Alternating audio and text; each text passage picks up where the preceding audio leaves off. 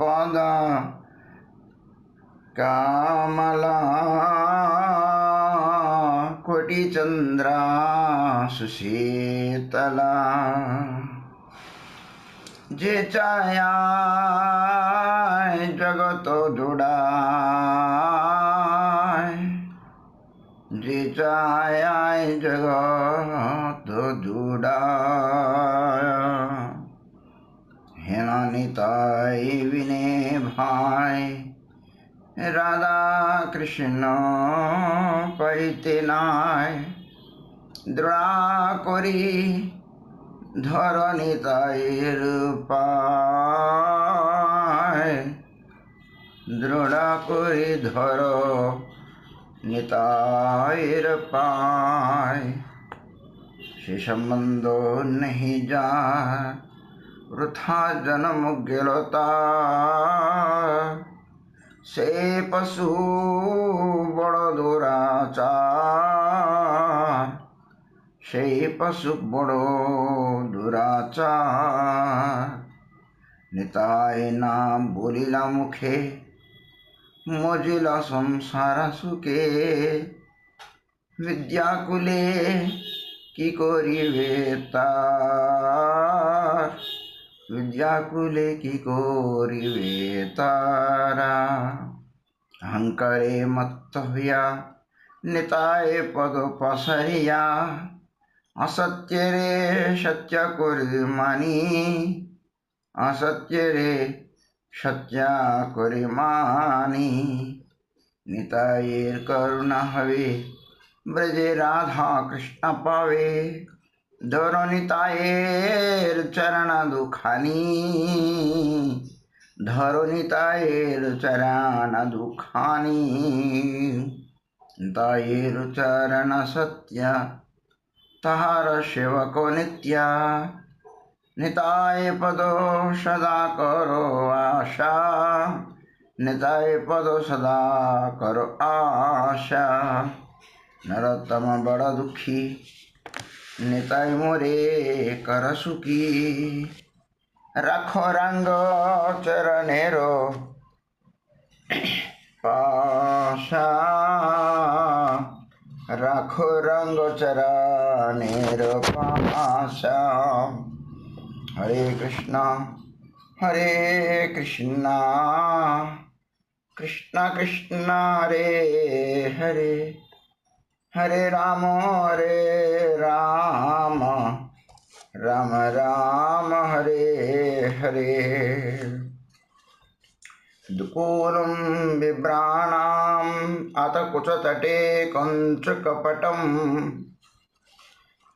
प्रसादं स्वामिन्याः स्वकरतल दत्तं प्रणयतः स्थितां नित्यं पार्श्वे विविधपरिचयैकचतुरां किशोरीम् आत्मानं चटलपरकीयां नो कलये तन्नामरूपचरितादिष्कीर्तनानु स्मृत्योः क्रमेण रसना मनसि नियोज्य तिष्ठन् व्रजे तदनुरागजनानुगामी कालं मेद किलमित्युपदेशसारम् हरे कृष्ण कृष्ण कृष्ण हरे हरे हरे राम राम राम हरे हरे हरे कृष्ण कृष्ण कृष्ण हरे हरे हरे राम राम राम हरे हरे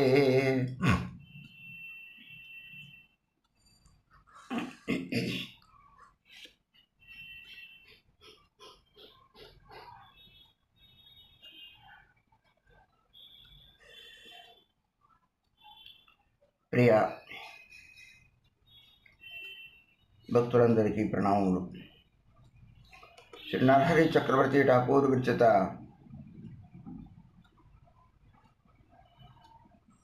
భక్తి రత్నాకరం ద్వాదశోత్తరంగంలో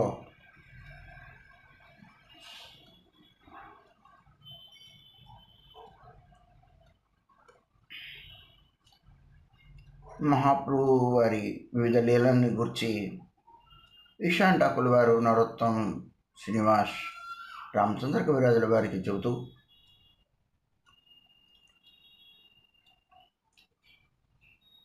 శ్రీవాస పండితుల వారి యొక్క నృసింహ పూజనం, మురారి యొక్క ఇంట్లో వరాహ రూపంతో సేవలను అందుకోవడం,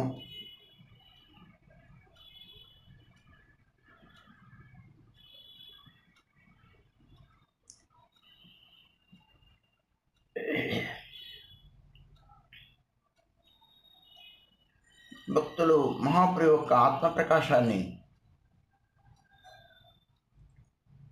భక్తులందరూ గ్రహించి ఆయన్ని స్తుతించడం,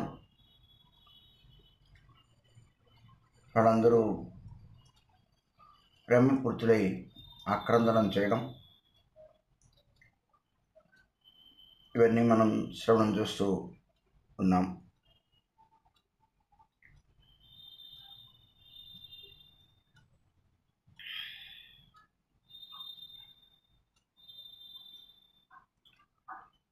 ఒకనాడు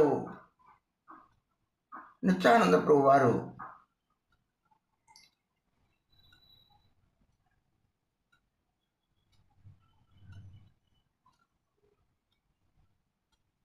శ్రీవాసాది వారి గురించి శ్రీవాసాది భక్తులందరికీ కూడాను మహాప్రభు నిత్యానంద ప్రభు ఆయన వస్తున్నారు అన్న విషయాన్ని తెలియపరుస్తారు.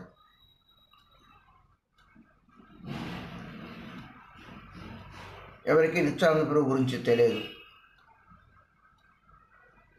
ఇతఃపూర్వం శ్రీమన్ మహాప్రభు కూడా నిత్యానంద ప్రభుని దర్శించలేదు, నామాన్ని కూడా వెళ్ళలేదు.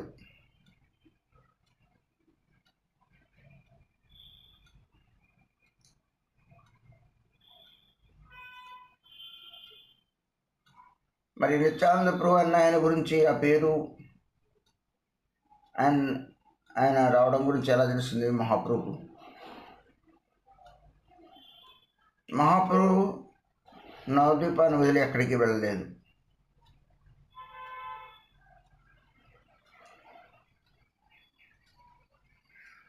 ఉత్తర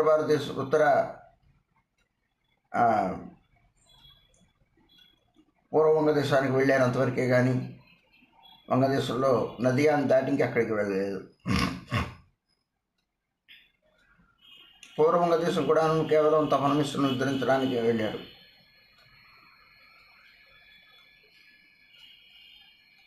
ఆ నెపంలో లక్ష్మీప్రియాది అంతర్ధానం, మరి ఆయన లేలేమిటో మనకు తెలియదు. ఆయన లేనప్పుడు ఆవిడ యొక్క అంతర్ధానం, ఆయన ఉంటే అక్కడ అంతర్ధాన విషయం జరగదు. కరెక్ట్గా ఆయన వెళ్ళినప్పుడే జరిగింది.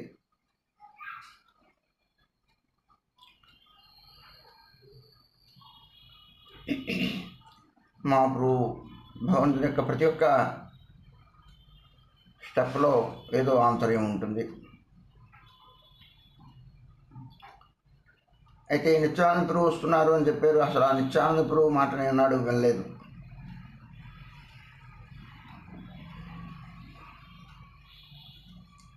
ఎవరి నిత్యానంద ప్రభు?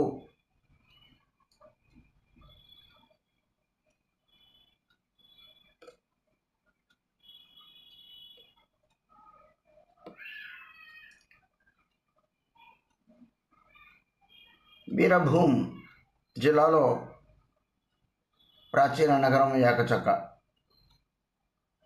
దానికి ఏకచక్ర గ్రామం, దాని అపభ్రంశంలో ఏకచక్క అయింది.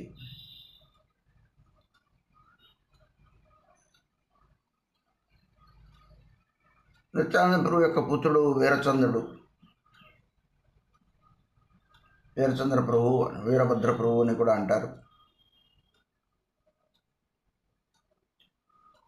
అతని పేరు మీద ఆ ఏకచక్రపురమే తర్వాత వీరచంద్రపురంగా మార్పు చెందింది.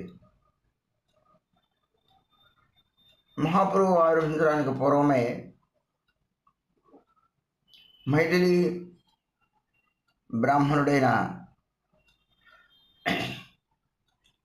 హడాయి పండితుడు హడాయి ఓజా అంటారు, హడాయి పండితుడు హోడా పద్మావతి దేవుడి యొక్క గృహంలో ఈ చెప్పబడిన ఏకచక్కరి గ్రామంలో మాఘ శుక్ల త్రయోదశి తిథి నాడు నిత్యానంద ప్రభు అవతరించారు.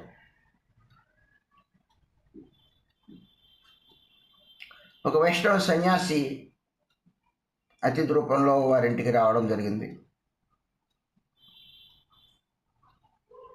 హడాయ పద్మావతి దేవుల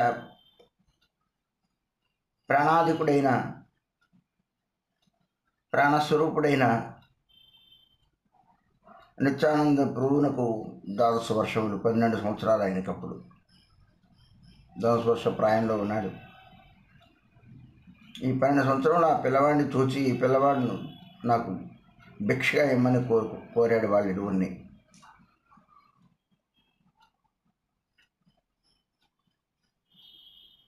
తన 12 సంవత్సరముల వయసులో నిత్యానంద ప్రభు ఒక అపరిచిత వైష్ణవ సన్యాసితో ఆయన వెళ్ళిపోతాడు గృహత్యాగం చేసి. అంటే గృహత్యాగం కాదు, ఆ సన్యాసితో ఆయన వెళ్ళిపోతాడు.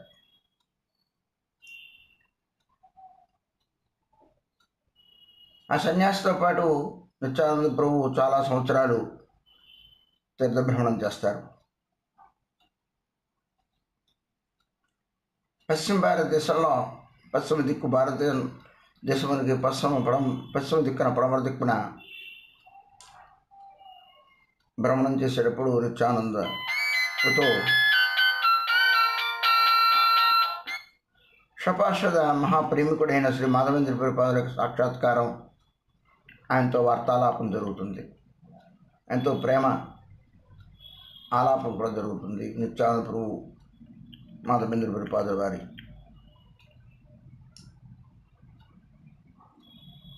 పన్నెండు సంవత్సరముల నుండి 20 సంవత్సరాలు వచ్చే వరకు 6 సంవత్సరముల కాలం భారతదేశంలోని సమస్త తీర్థ పర్యటనని భ్రమణం చేసి నిత్యానంద ప్రభు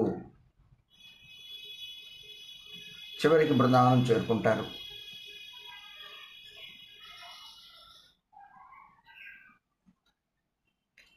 అప్పటికి శ్రీమన్ మహాప్రభు నవద్వీపంలో విభిన్న లీలలు చేస్తూ తన యొక్క ఆత్మస్వరూపాన్ని ప్రకాశింపజేస్తారు.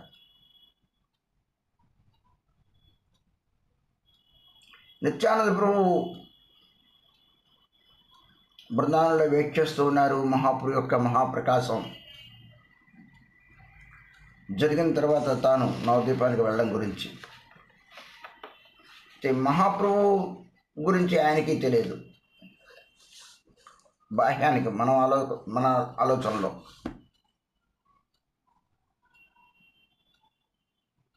ఆయన ఎప్పుడు కూడా మహాప్రభు సంబంధ విషయం ఏమీ రాలా.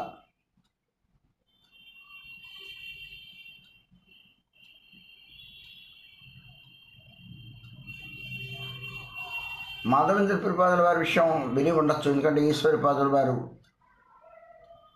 దగ్గర గయలో మహాప్రభు మంత్రోపదేశం పొందారు కాబట్టి.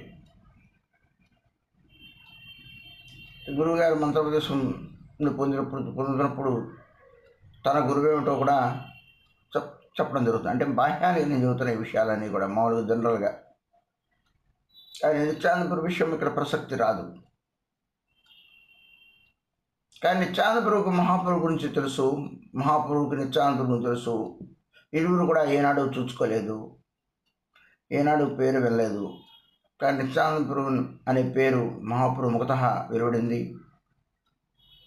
మహాప్రభు మహాప్రకాశం తన స్వరూపాన్ని ఆత్మప్రకాశం చేయడం గురించి చేసిన తర్వాత నిత్యానంద ప్రభు నవద్వీపం వెళ్ళాలి అని అనుకుంటున్నాడు. అంతకుముందు వెళితే కథ అక్కడ ఉండవదు. ఇంకా అందరికీ కూడా తన స్వరూపాన్ని ఎప్పుడైతే దర్శింపజేస్తూ ఉన్నారో నిత్యానంద ప్రభు తాను వెళ్ళే సమయం ఆసన్నమైందని గ్రహించిన నిత్యానంద ప్రభు బృందావనంలో నివసిస్తూ ఉన్న నిత్యానంద ప్రభు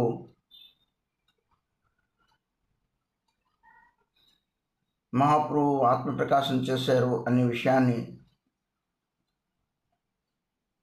ఆయన తెలుసుకున్నవాడై బృందావనం నుంచి హుటాహుటిన అనతి కాలంలోనే నవద్వీపానికి చేరుకుంటారు. అక్కడ డైరెక్ట్గా మహాపురుషు చెంతకు వెళ్ళలేదు. ఆయన నందనాచార్య గృహంలో ఆయన నివసిస్తారు. ఈ నందనాచార్యుడు నవద్వీపవాసి ఒక పరమ వైష్ణవుడై ఉండేవారు. నందనాచార్య భవనంలో ఆ నిత్యానంద ప్రభు వారికి ఆతిథ్యం ఇస్తారు. ఆతిథ్యాన్ని పొందుతాడు నిత్యానంద ప్రభు వారు.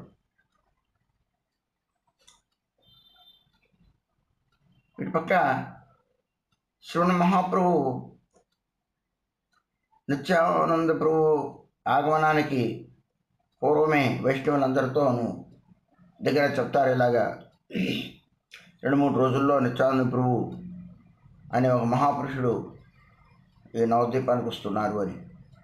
వచ్చేసి ఉన్నారు అక్కడ. ఆయన ఆ విషయాన్ని చెప్తారు. ఆయన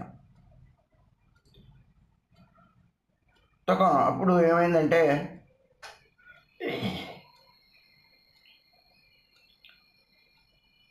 మహాప్రభు ఏ ఉద్దేశం ఎవరో నిత్యానంద ఏం అడగల. ఆయన ఏదో చెప్పే విన్నారంతే. ఎవరండి ఆ నిత్యానంద ప్రభు? వాళ్ళేమి దాని గురించి ఏమి మళ్ళీ ఆయన్ని మహాప్రభునేమి ఆ విషయాన్ని ఆయన ఏమి అడగడానికి సాహసించరా వాళ్ళు ఎవరు కూడా. వస్తారు, ఒక మహానుభావుడు మహాపురుషుడు అన్నారు అంతవరకే.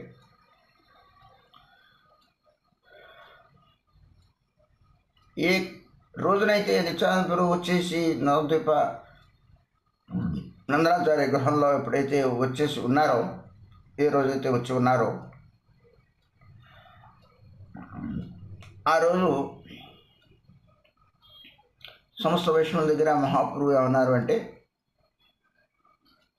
తాను నిన్నటి రాత్రి ఒక స్వప్నం చూశాను.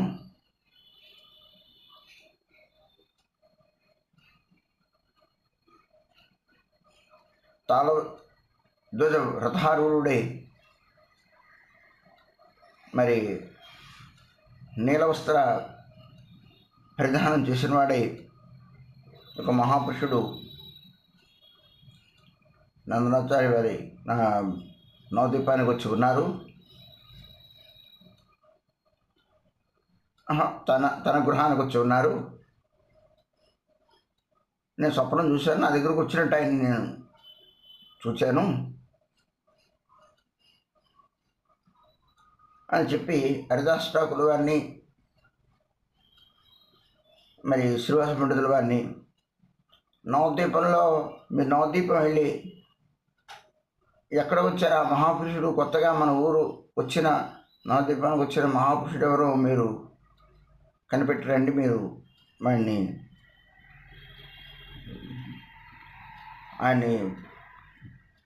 రండి అని చెప్తారు. సరే వీళ్ళు ఏమంటారు, నవద్వీప గ్రామంలో చుట్టుపక్కల అన్ని చోట వెళ్ళి ఏ మహాపురుషుడు ఎక్కడ వచ్చినట్టు, కొత్త వ్యక్తి వచ్చినట్టు ఇక్కడ ఏమీ కబురు వాళ్ళకి ఏమీ తెలవలేదు. వాళ్ళు చూడలేదు, ఎవరు వాళ్ళకి కనపడలేదు. వచ్చి అయ్యా ఎవరు ఏం కొత్త వాళ్ళు ఎవరు వాళ్ళు ఎవరూ చెప్పలేదు, మాకు కనపడలేదు.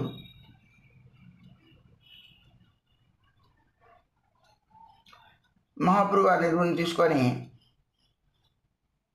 చిన్నగా నందనాచార్య గృహానికి వెళ్తారు. నందనాచార్య గృహం మాయాపూర్లోనే ఉంది. మా ఇద్దరికి ఏం చెప్పారు, మొత్తం నది నవద్వీపం అంతా కూడా 9 ద్వీపాలు అన్నీ మీరు వెతకండి అన్నారు.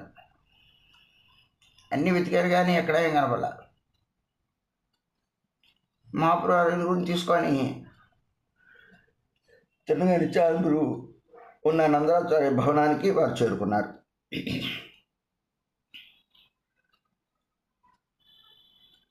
ఒక అదృష్టపూర్వ జ్యోతిర్మయ మహాపురుషుణ్ణి మహాప్రభు వాళ్ళకి చూపించారు.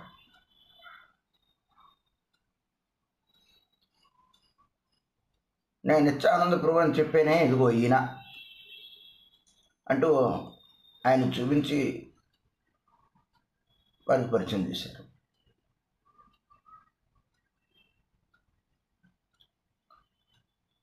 భక్తుల దగ్గర నిత్యానంద ప్రభు యొక్క మహిమని, గొప్పతనాన్ని తెలియపరిచారు.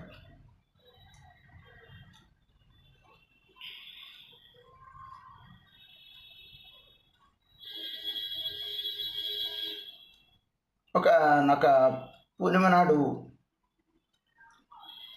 మహాప్రభు ఇచ్చతో నిత్యానంద ప్రభు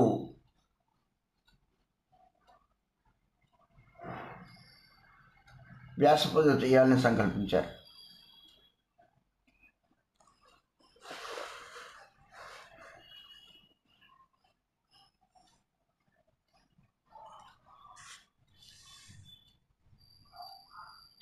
ఆ విషయాన్ని మనం వింటూ ఉన్నామండి. యథా ప్రభు శ్రీవాసాది సకల భక్తి రే నిత్యానందో గమన జానానో టారే టారే अकस्मात नित्यानंदो आसी नदी आए रही लेन गुप्ते दानी लगोर राय. నిత్యాప్రభు నదియాకు వచ్చి గోప్యంగా నందనాచార్య గృహంలో ఉన్నారు. దాన్ని తెలియపరిచారు మహాప్రభు అందరికీ కూడా. నిత్యానందో అన్యో అగోచర జనయ్యా తారే మిలివారే చలే పతో దియా. విషయాన్ని ఈశాన్ ఠాకూర్ గారు చెబుతూ, నిత్యానందుడు అందరికీ అలా కనపడేవాడు కాడు అని చెప్పి, నేను చూపిస్తాను నిత్యానంద ప్రభుని అని మహాప్రభు భక్తుల్ని తోడుకొని తీసుకొని నిత్యానంద ప్రభు దర్శనం చేయడానికి డైరెక్ట్గా నందనాచార్య గృహానికి చేరుకుంటారు. ఆ నందనాచార్య గృహానికి ఇలా వెళ్ళారు అంటూ ఈశాన్ ఠాకూర్ గారు నందనాచార్య గృహాన్ని చూపిస్తూ విషయాన్ని ఈశాన్ ఠాకూర్ గారు నరోత్తం శ్రీనివాస్ రామచంద్ర కవిరాజుల వారికి చెబుతూ ఉన్నారు. నందనాచార్య పరమ భాగ్యవాన్ దేకో శ్రీనివాసే భవనతహాన్. మహా భాగ్యవంతుడు నందనాచార్యుడు. ఇంకో శ్రీనివాస్, ఇగో వారి భవనం చూడు అంటూ ఆ స్థానాన్ని చూపించారు. देखे नित्यानंद बुशी आचये दयानी భక్త గోష్ఠి సహ ప్రభు గియాయే భవనే. భక్తులందరితోనూ ఆనందనాచార్య భవానికి చేరుకున్న వారే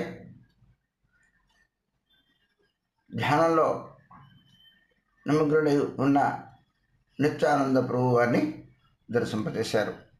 చూశారు, ఆయన వారికి దర్శింపజేశారు. నిరుపమ నిత్యానంద అంగేరు మాధురీ దడాయియా భక్తగణ దిక్కే నేత్రవరి. నిరుపమానమైన నిత్యానందపురి యొక్క అంగ సౌందర్యాన్ని చూస్తూ వాళ్ళు అలా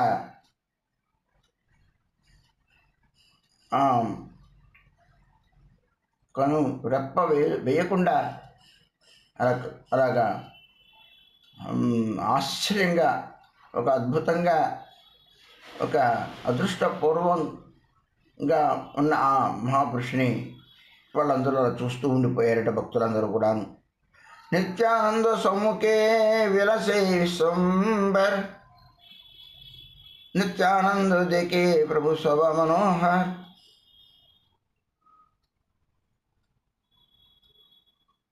అలానే అదే మొట్టమొదటిసారిగా చూడడం నిత్యానంద ప్రభు విశ్వంబరుని దర్శించారు. నిత్యానంద దేకే ప్రభు శోభ మనోహర. మహాప్రభు యొక్క శోభని నిత్యానంద ప్రభు కూడా దర్శించారు. ఇదంతా కూడాను నందనాచార్య గృహంలో జరిగింది. విశ్వంబర మూర్తి జనో మదన శమాన్ दिव्य गंधमाला दिव्य वास परिधान की होए कनक धुति से दुहे देर आगे से वदन चाहिए चांदेरो साधु आगे. చైతన్య భాగవతంలో ఉన్న విషయాన్ని ఇక్కడ కృతకథ చెబుతూ, విశ్వంబరుడు ఎలా ఉన్నారట అంటే మదనశ్రమాన్ మనముదుని వలె ఉన్నారట. దివ్య గంధమాల్య దివ్య వాస పరిధాన్, దివ్యమైన గంధమాల్యాదులను ధరించారు. మరి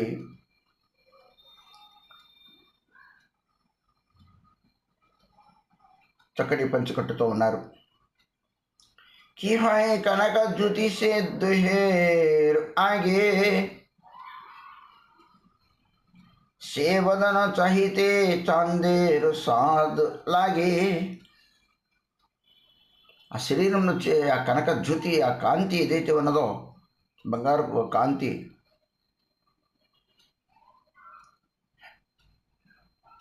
ఆ వంతమైన దేహం ముందు వెలతలపోతున్నది బంగారం కూడా. అలా ఉన్నది ఆయన యొక్క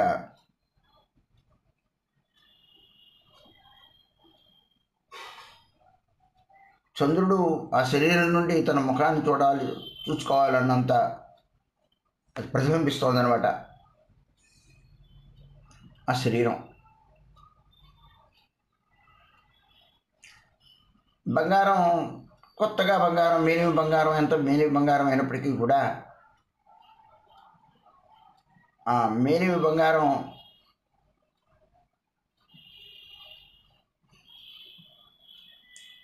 లో మన యొక్క ప్రతిబింబాన్ని చూసుకోలేం. అది ప్రతిబింబించలేదు, అది మెరుస్తూ ఉంటుంది కానీ మెరిపించలేదు.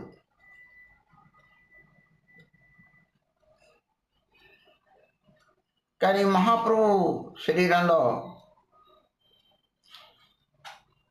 మన ప్రతిబింబాన్ని చూసుకోవచ్చు.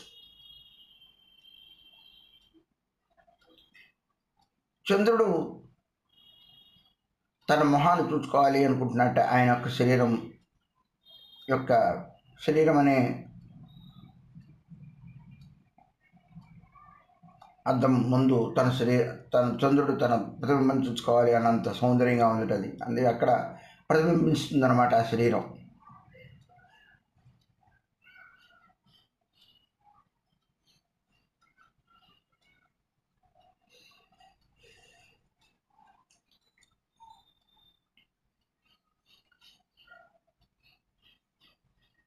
చంద్రుడు కూడా తన సౌందర్యాన్ని అందరూ చూసుకోవాలనుకుంటున్నాడు.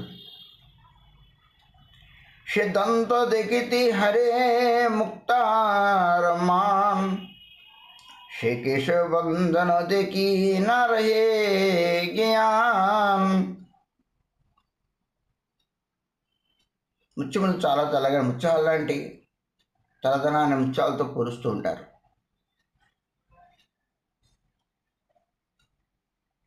ఆయన దంత కాంతి ముత్యాల యొక్క గర్మాన్ని అణగతొక్కుతున్నట్టుగా ఉందిట. అంత అందంగా ఉన్నాయి ఆయన దంత పంక్తి. ఆ కేశ బంధనం ఎలా ఉంది అంటే అది చూడంగానే స్పృహ కోల్పోవడం జరుగుతుందట ఆయన కేశం యొక్క సౌందర్యం. देखते आ रक्त से अरुण नयन, आर की कमल आचे हेन लय ज्ञान. అరుణవర్ణమైన ఆయన యొక్క నయనములు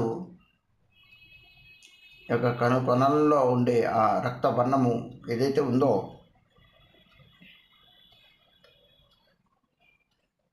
ఈ కమలములు చూడాలి అనిపించుకొని ఇంకా చూడాల్సిన అవసరం లేదు. ఆ అరుణవర్ణము ముందు ఆ కమలం యొక్క ఆ ఎర్ర కమలముల యొక్క అరుణ కమలముల యొక్క దీని ముందు దిగదుడిపే అనే జ్ఞానం కలుగుతోందిట. ఇంతకంటే మనం కమలం చూడాల్సిన అవసరం లేదు, అంత అందంగా ఉన్నాయి ఆయన యొక్క నయనములు. সে আজানো বুঝো দুই হৃদয় সুপীন, থতি শোভে শুক্ল যজ্ঞ সূত্রবতী ক্ষীণ. সে আজান বুঝো দুই হৃদয় সুপীন, అదానులంబితల భుజుడండి.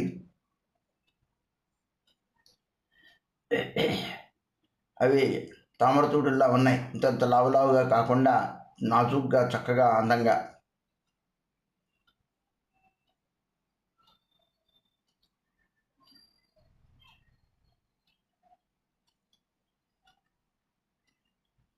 నడుము సన్నగా ఉన్నది. వక్షస్థలం విశాలంగా ఉన్నది. ఒంటి మీద తెల్లని యజ్ఞసూత్రము విరాజులుతూ ఉన్నది. అది చాలా సూక్ష్మంగా ఉన్నది. కొన్ని యజ్ఞసూత్రం శాంతాడు మెడలో వేసుకున్నట్టుగానే ఉంటుంది. అంత లావుగా ఉండవు.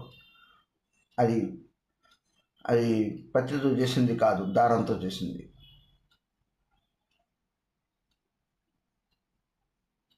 సూక్ష్మంగా యజ్ఞసూత్రం ఉండాలి. మహాపురువు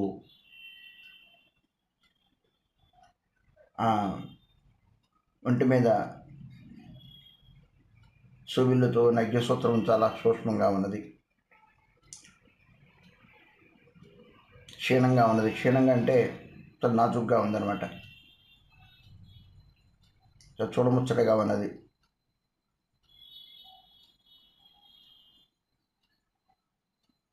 యజ్ఞ సూత్రాలు మన దీక్ష అయినప్పుడే వేశారు గురుగారు. తర్వాత దాని మీద మనకు దృష్టి ఉండదు. ఎన్నో ముళ్ళు, దాని మీద ఎంతో వెంట్రుకలు, దాని మీద ఎంతో నల్లగా ఉంటుంది. చెమట కంపు కొడుతూ ఉంటుంది.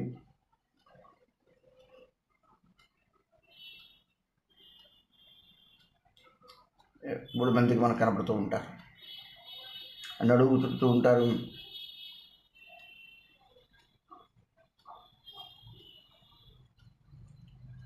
ఇక ఈ పూరిలో ఇక అక్కడ ఇక్కడ చూసినట్లయితే అందరి మెడలోనూ ఉంటుంది. నడుగు చుడతాడు, అన్నీ తింటాడు.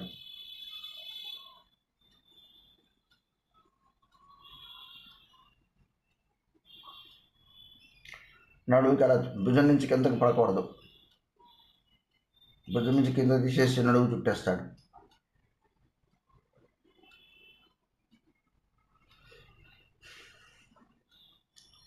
మైల పడకూడదు, మలినంగా ఉండకూడదు. 3 పోగులు, 3 ముళ్ళు విడివిడిగా ఉండాలి. ఒకదాంతో ఒకటి మెలికలు పడకూడదు. ప్రతిరోజు కూడాను స్నానం చేసిన తర్వాత వాటిని చూసుకుంటూ ఉండాలి. చుండుతో చూసుకున్నప్పుడు చుండు దారం దాన్ని చుట్టుకెళ్ళిపోతూ ఉంటుంది. అది కూడా చూసుకుంటూ ఉండాలి. దారాలు గీరాలు ఉండడానికి వీల్లేదు. వెంట్రుకలు ఉండడానికి వీల్లేదు.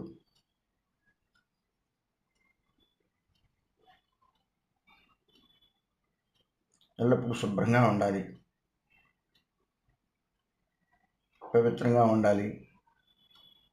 భుజం నుంచి కింద పడకూడదు, కింద తీయకూడదు. పొరపాటును కూడాను అశౌచానికి వెళ్ళినప్పుడు చెవుకు చుట్టుకోవాలి, మర్చిపోకూడదు.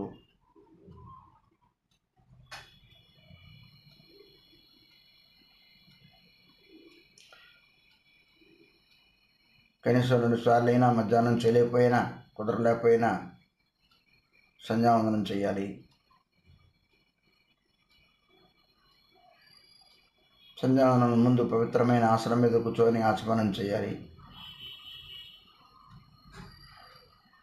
నేను గంగాజలం పట్టుకొచ్చాను, రాధాకుండ జలం పట్టుకొచ్చానని చెప్పి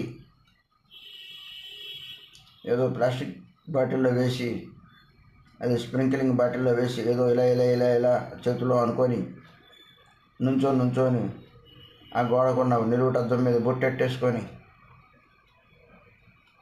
ఇలాంటి పనులన్నీ చేయడానికి వీల్లేదు. చక్కగా ఆసనం వేసుకొని కూర్చోవాలి. ఏ రోజుకు ఆ రోజు, ఏ పూటకు ఆ పూట పవిత్రమైన జలాన్ని స్వీకరించాలి. రాగి పాత్రలో, ఉద్ధరణలో. అందులో గంగాజలము, రాధాకుండ జలము ముందే యొక్క జలశుద్ధి చేసుకున్న తర్వాత గంగా జలాన్ని వేయాలి, రాధాకుండ జలాన్ని వేసుకోవాలి. గంగాజలం వేసిన తర్వాత ఇంకా మళ్ళీ శుద్ధి చేయడానికి వీల్లేదు, దోషం వస్తుంది. అది తీసుకొచ్చేటప్పుడు కూడా పవిత్రంగా తెచ్చుకోవాలి. గంగాజలం పవిత్రం కదా అని ఇంకా ఒక దాంట్లో వేసేసి ఇంకా ఆచమనం చేయకుండా, నీళ్లు మార్చకుండా, ఆ గంగాజలం పవిత్రం కదా అని వారం రోజులు బట్టి అందులోనే ఉంచి ఈగలు దోమలు పడుతూ ఏ పూటకి ఆ పూట మంత్రించుకొని మామూలు జలాన్ని మన ఇంట్లో ఉన్న జలాన్ని తీసుకోవాలి. అని పవిత్రత గురించి ఆ గంగా జలాన్ని చుక్క వేసుకోవాలి.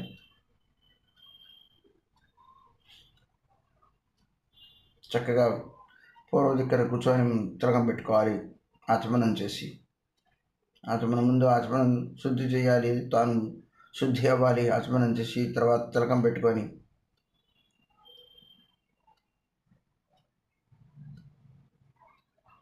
అంగన్యాసం చేసిన తర్వాత అప్పుడు కానీ మళ్ళీ ఆచమనం చేయాలి. అప్పుడు కానీ పవిత్రంగా. దాని తర్వాత సంధ్యావందనం చేయాలి. గురుస్మరణం చేసి 3 సార్లు.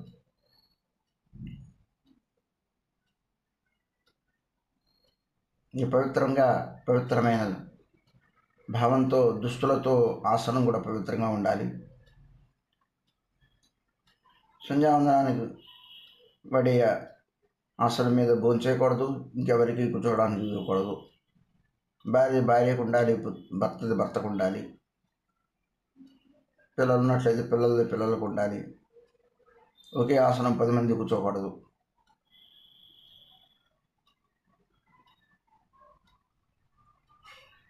కూర్చున్న చోటు, ఆసనం, వస్త్రం అంతా పవిత్రంగా ఉండాలి.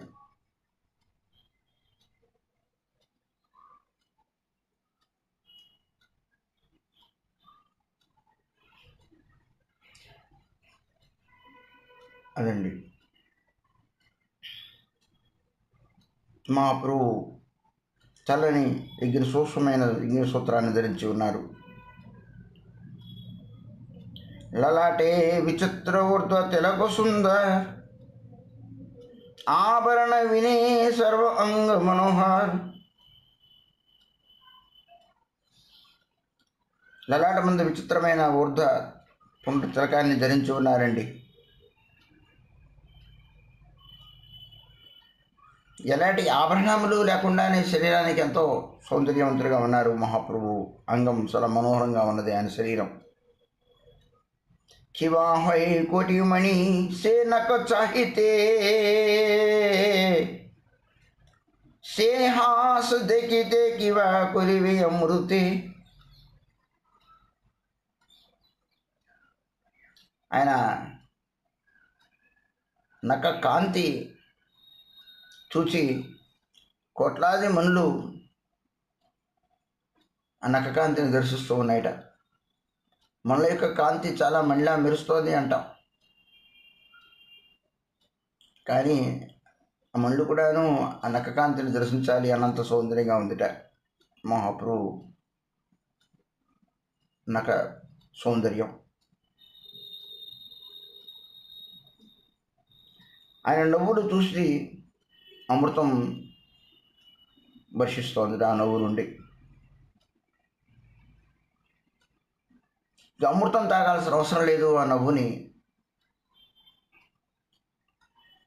చూస్తూ ఉంటే అమృతపానం చేసినట్టు అనిపిస్తుంది. అంత మధురంగా ఉన్నదట. ఆ నవ్వులో ఎంతో శాంతి, ఎంతో సుఖం, ఆనందం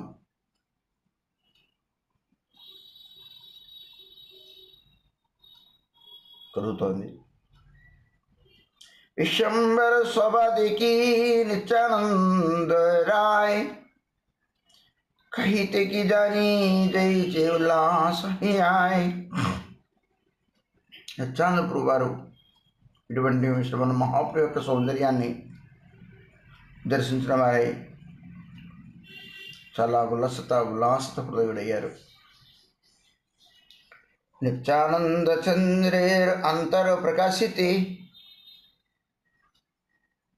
శ్రీవాస పొడిలో శ్లోక ప్రభురు ఇంగితి. నిత్యానంద యొక్క హృదయాన్ని భక్తులకి తెలియపరచడం గురించి శ్రీవాస పండితులతో అన్నారట.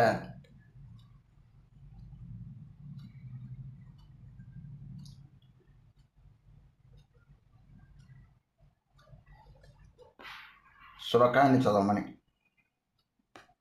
మహాపురు ఇంగితంతో మన శ్రీవాస పండితుల వారు బర్హాపీడం నటవరబు కన్నయో కన్నికారం బిభ్రద్మాసః కనక కపిసం వైజయంతించ మాలాం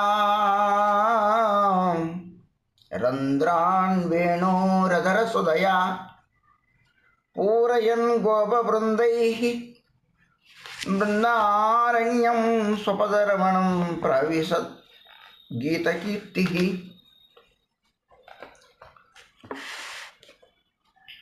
శ్రీమద్ భాగవతం దశమస్కందంలో అద్భుతమైన శ్రీకృష్ణ భగవాన్ యొక్క రూపాన్ని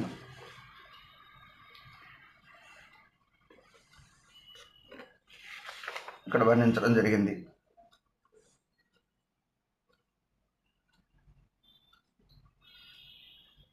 శ్రీకృష్ణ భగవానుడు ఏ రూపంతో బృందావనంలో ప్రవేశించారో ఆ బృందావనంలో ప్రవేశిస్తూ ఉండగా గోపికలు దివ్యమైన ఆ రూపాన్ని చూచి దాని మహత్యాన్ని వారి ముఖతః కీర్తించిన దాన్ని ఇక్కడ మనం శ్రీవాస పండితుల వారి ముఖతః వింటున్నాం.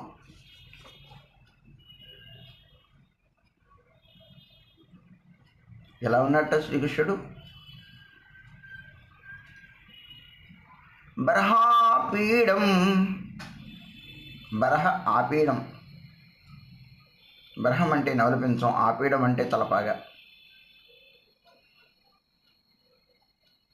వ్రతంలో ఉండగా ఆయన ఏమి బంగారు వస్తువులు ఏం ధరించలేదు, సహజసిద్ధమైన తలపాగా చుట్టుకున్నాడు. దానిలో తల్లి నవలపించాన్ని పొదిగింది.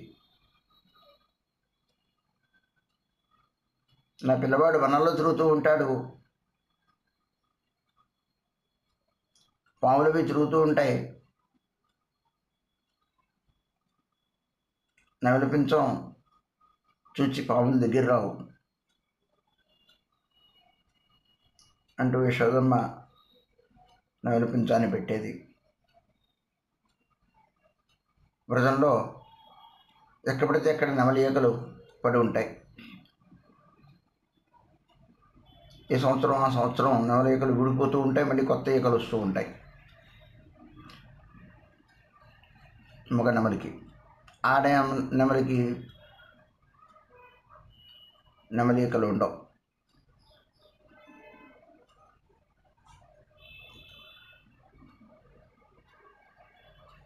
బర్హాపీడం నటవరబు, సిగ్గుపించాన్ని భూషణంగా ధరించాడు ఆయన యొక్క తలపాగాలో.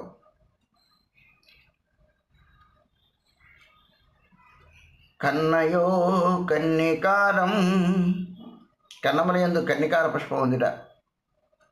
కన్నికార పుష్పం అంటే కొండ గోగు పువ్వు. కొండ గోగులు మీకు తెలుసు, మనకు తక్కువగా కనపడతాయి టౌన్స్లో. కొండగోగు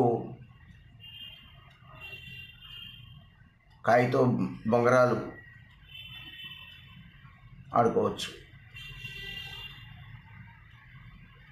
దాని యొక్క కాయ ఎర్రగా ఉంటుంది, అది మామూలుగా తింటే కూడా రుచిగా ఉంటుంది. దాంతో పచ్చడి వేస్తే ఇంకా చేసుకుంటే ఇంకా బాగుంటుంది, ఉల్లిపాయలు వేసుకొని. ఆ కొండ గోగుతో ఉండే గోగు పచ్చడి ఇంకా మధురంగా ఉంటుంది. ఆయన చాలా న్యాచురల్. కొండ గోగు పువ్వుని, ఆ కొండ గోగు చెట్టు యొక్క పువ్వు ఒక రకమైన పసుపుగా ఉంటుంది, లోపల ఎర్రగా ఉంటుంది. ఆయన ఏమో శ్యామలవనంలో ఉంటాడు, ఆ పువ్వు ఏమో లోపల ఉంటుంది, పైనంతా కూడా పసుపుగా ఉంటుంది.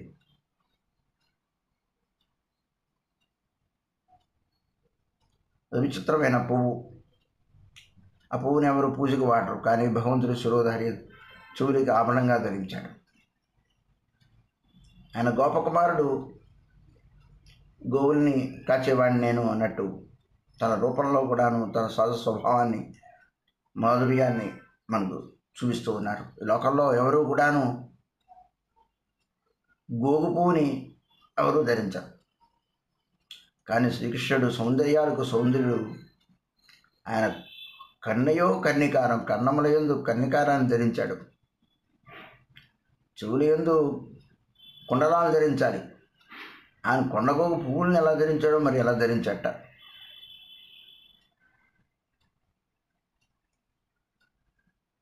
కనక కపిసం, బంగారు దొటి మెరిసిపోతోంది. నీలాంబర పీతాంబరాన్ని ధరించాడండి ఆయన.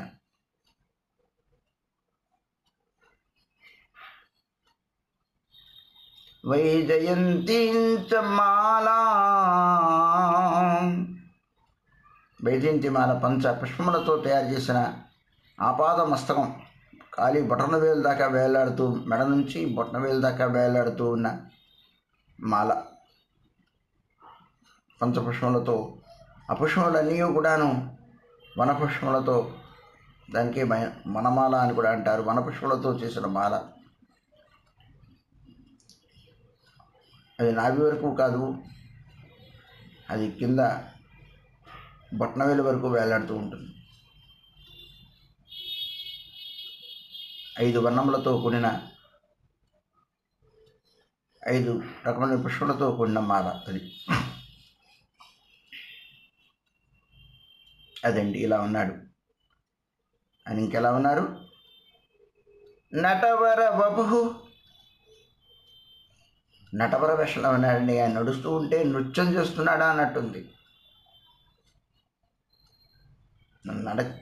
నడిచిన నడికి ఎంతో విలాసవంతంగా ఉందన్నమాట. ఆయన విలాస పురుషుడు.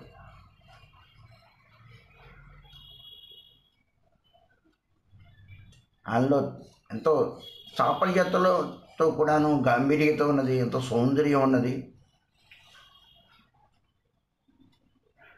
ఎంతో సహజత్వం ఉన్నది, బాలకత్వం ఉన్నది, కైశోరత్వం ఉన్నది,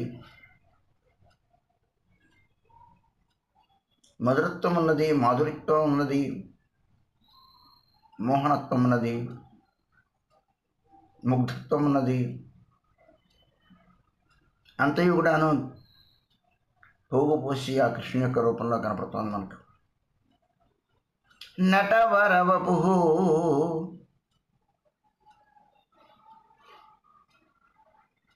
బర్హాపీడం నటవరవపు కన్నయో కన్నికారం బిభ్రత్మాస, బిభ్రత్ ప్రకాశిస్తోందండి. కనక కపిసం వైజయంతిమాలా, అదండి ఆయన రూపం. ఆయన ఏం చేస్తున్నాడు?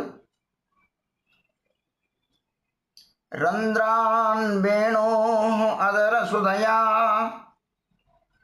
పూరయన్ గోపబృందై, అదర సుధ ద్వారా వేణు రంధ్రముల్ని పూర్ణం చేస్తున్నట్ట. వేణువు 3 రకాలు: వేణువు, వంశీ, మురళి. 3 ప్రతిపదార్థంగా ఒకటిగా చెప్తారు తప్ప కానీ దాని సైజులు వేరు, రంధ్రముల యొక్క ఆ డిస్టెన్సెస్ వేరు, రంధ్రములు ఎన్ని రంధ్రాలు ఉండాలి అన్నది వేరు. ఈ లెక్కలన్నీ ఉన్నాయి. ఆ కారణంగా వేణువు, మురళి,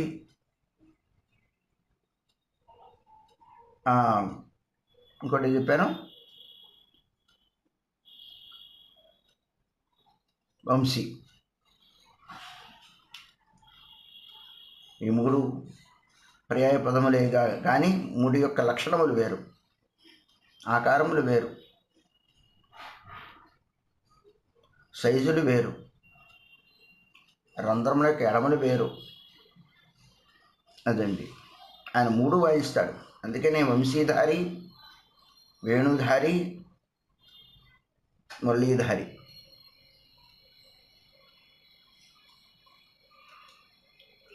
ఏం చేస్తున్నట్ట? అధర సుదయా వేణు, వేణువు ద్వారా, వేణు అంటే వంశీ ద్వారా ఏం చేస్తున్నాడు ఆయన? అధర సుదయ, అధరాన్ని పూరిస్తూ ఉన్నాడు. నోటితో దాన్ని పూరించేటప్పుడు ఆ చొంగ ఒక పక్క నుంచి కారుతూ ఉంటుంది.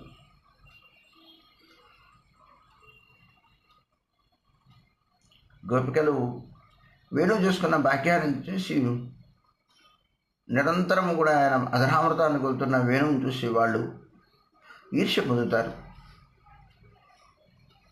మేము అంత దగ్గరగా అధరామృతాన్ని మేము నిరంతరము గ్రొల్లేకపోతున్నామని వాళ్ళు బాధపడతారు.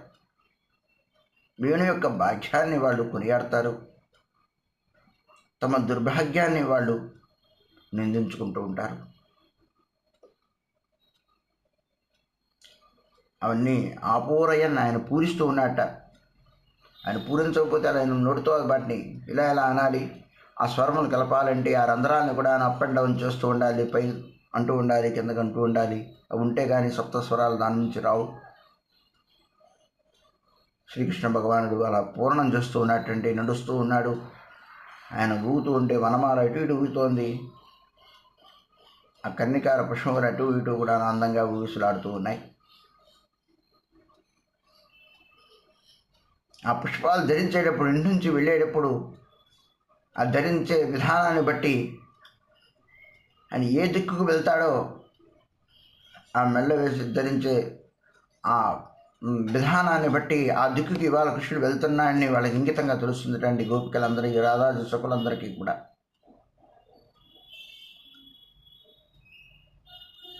ఏ దిక్కుకు వెళ్తాడో అన్నది చెవులో పెట్టుకున్న పువ్వుని సూచిస్తూ ఉంటుంది. ఇవాళ ఈ దిక్కుకు వెళ్తాను అని ఆయన ఇంగితంగా అది సూచింపజేస్తూ ఉంటాడట. అందుకని ఒకేలా ఉండవు ఆయన పువ్వులు. ఆయన పెట్టుకునే, ఆయన గృహం నుండి వచ్చేటప్పుడు ఒకలాగా, గృహానికి వెళ్ళేటప్పుడు ఒకలాగా, ఆ వెళ్ళేది కూడా ఎటువైపుకి వెళ్తున్నది ఒకలాగా, ఇన్ని విధములుగా ఆయన పువ్వు పెట్టుకుంటాడు.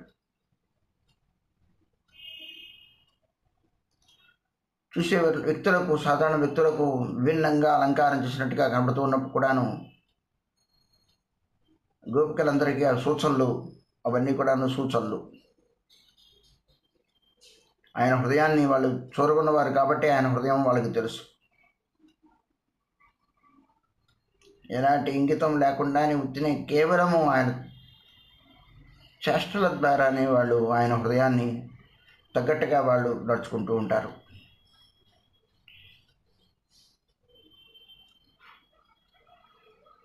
ఆయన వేణువాదనం చేస్తూ అటు ఇటు నటవర రూపుడై నృత్య భంగిమలో ఆయన నడుస్తూ వేణువాదనం చేస్తూ ఎడమ యొక్క చెవికి కనకాల పుష్పం తగులుతూ ఉండేలాగా ఒక పక్క ఇలా అని త్రిభంగమ రూపుడై ఒకప్పుడు ఆయన ఉంటూ, నడిచేటప్పుడేమో నటవర రూపుడైన నడుస్తూ మోహ పురుషుడై ముల్లోకములు, ఆకాశం నుండి దేవతలు, సమస్త గోవులు, సమస్త పుష్పక్షాదులు కృష్ణునికి వెన్ను చూపించకుండా అవన్నీ కూడాను ఆయన కంటే ఆయన ఇటువైపు చూస్తే అటువైపు తమ ముఖాన్ని అటు పెట్టుకొని అవన్నీ కూడాను ఆయన వెన్ను చూపించకుండా ఆయన అనుగ్రహానికి ఆయన మా వైపు చూస్తే చాలు మేము ధన్యులం అనుకున్నాయి. ఆ వ్రతంలో అవన్నీ కూడాను వారందరూ కూడాను ఎంతో తపస్సు చేసిన వారు, శుద్ధులు, ముళ్ళు, మహాత్ములు, సాధువులు ఆ రూపంలో ఉండి వాళ్ళందరూ కూడా కృష్ణుడిని ఆ రూపంలో ఉండి సేవిస్తూ ఆ విధంగా కృష్ణలీలలో వాళ్ళందరూ కూడా పాల్పంచుకుంటూ ఉన్నారు. ఆయన ఒక్కడు కాకుండా గోప బృందం కూడా ఉందండి, గోపాలకులు కూడా ఉన్నారు. వాళ్ళందరూ కూడాను గీతకీర్తి,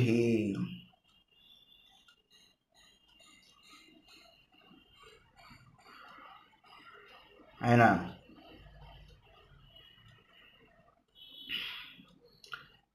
గోపికలందరూ కూడా ఆయన గుణాన్ని కీర్తనం చేస్తూ ఉన్నారు. ఆయన శంఖ చక్ర గదా పద్మ సపదరమణం, ఆయన పాదోద్భవంలో ఏమున్నాయి?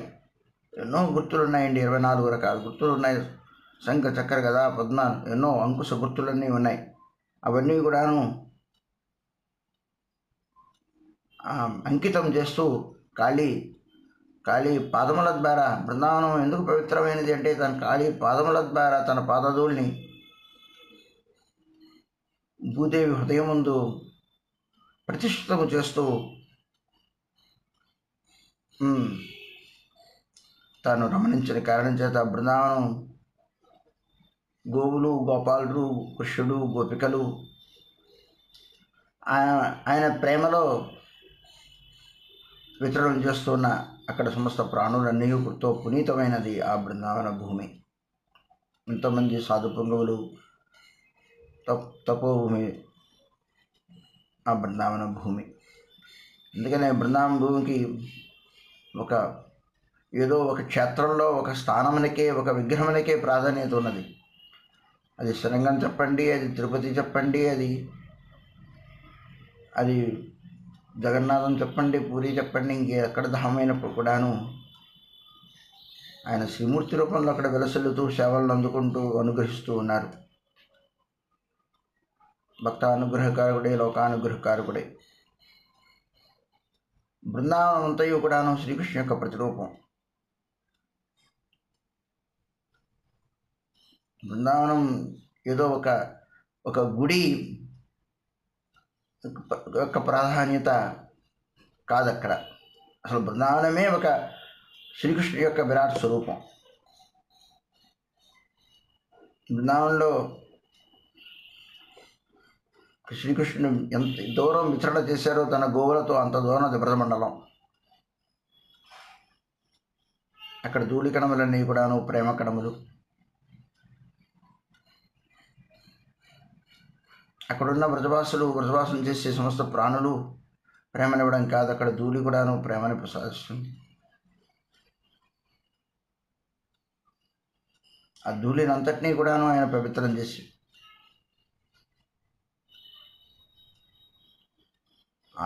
ఆ బృందావనం అంతయు కూడాను రాధారాణి యొక్క కృప, రాధారాణి యొక్క సంకల్పం, రాధాదేవి యొక్క కోరిక, రాధాదేవి యొక్క విలాస క్షేత్రం. రాధాదేవికి చాలా ఇష్టమైనది.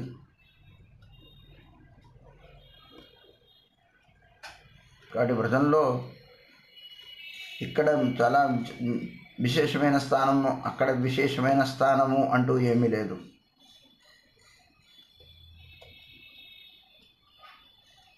వ్రతంలో సాధువులందరూ ఆయా భావములతో వారందరూ కూడాను ఆయా సరోవరముల దగ్గర అక్కడ కూడాను ఎంతోమంది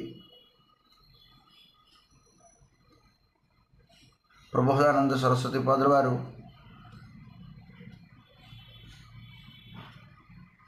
గోపాలభట్టు కృష్ణ బాబాయ్ కామయోనంలో ఏకాంతంగా ఉండి ఆయన భజించేసి ఆయన బృందావన మహత్యాన్ని రచించారు. చైతన్య చంద్రామృతాన్ని రచించారు.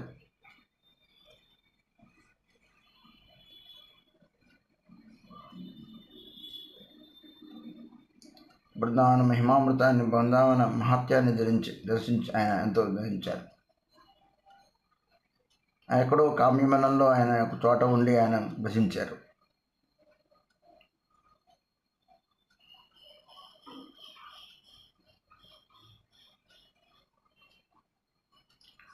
లీలావిలాస ఉత్తమమైన స్థానంగా రాధాకుండంలో, ఎందుకంటే రాధాకుండం యొక్క ఉత్కృష్ట స్థానం కాబట్టి దాన్ని సర్వోత్కృష్ట స్థానంగా చెప్పడం జరిగింది అని చెప్పి ఇంకెక్కడో ఉండడం అది సర్వోత్కృష్ట స్థానం కాదని కాదు అక్కడ అర్థం.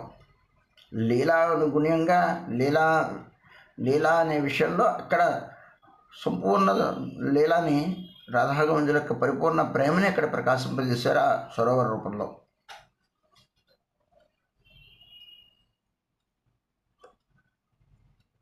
అది వరదల్లో ఎక్కడున్నప్పుడు కూడాను రాధాదేవి కృప చూపిస్తుంది.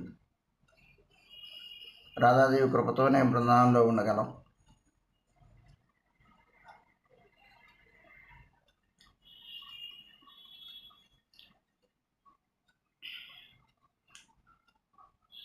కానీ నటవర వేషంలో వంశీవాదనం చేస్తూ నటవర వేషంలో శంఖ చక్కెర గద లక్షణయుక్తమైన తన పాదబద్ధముని చిహ్నతము చేస్తూ ఆయన ఏం చేస్తున్నారు?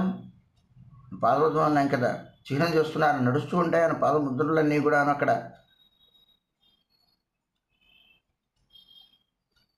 అన్నీ కూడా అంకితమై, మరి మట్టిలో కదా ఆయన నడిచింది. ధరిత్రి తన హృదయంలో ఆ ముద్రలన్నీ కూడా చాలా జాగ్రత్తగా కాపాడుకుంటూ రక్షించుకుంటూ స్థిరంగా అలా ఉండేలాగా ఉన్నది.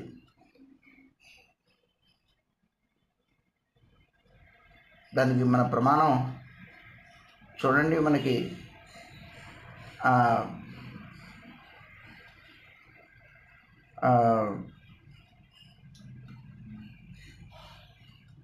కంసుని పంపుని వెళ్తాడు అక్రూరుడు. అక్కుడు వెళ్తూ ఆయన పాదపద్మాన్ని చూచి, ఆయన ఎక్కడో రథం మీద ఉన్నాడు. మట్టిలో ముద్రలు ఎలా అలా గౌక్కుని ఎలా కనపడతాయి? మరి అవన్నీ కూడాను మళ్ళీ ఎన్నో లక్షలాది గోవుల మధ్యలో మళ్ళీ ఆ చిహ్నాలు కనపడాలి.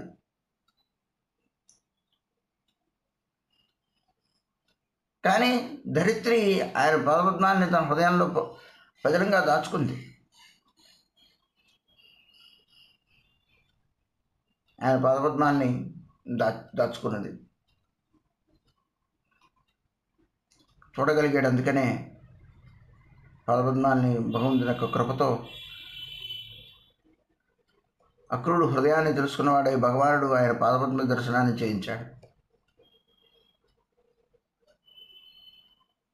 కలిగించాడు.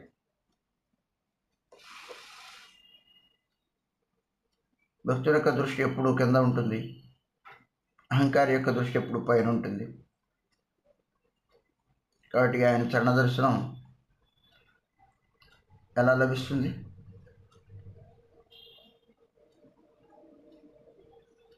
శంఖచక్ర గదా పద్మ చిహ్నితమైన లక్షణములతో కూడిన ఆయన యొక్క పాదపద్మాన్ని చిహ్నితం చేస్తూ, అంటే నడుస్తూ ఉంటే ఆయన గుర్తుల్ని బృందావనంలో నింపుతూ, ఆ యొక్క వనవంతయు నింపుతూ బృందావనానికి ప్రవేశించాడు.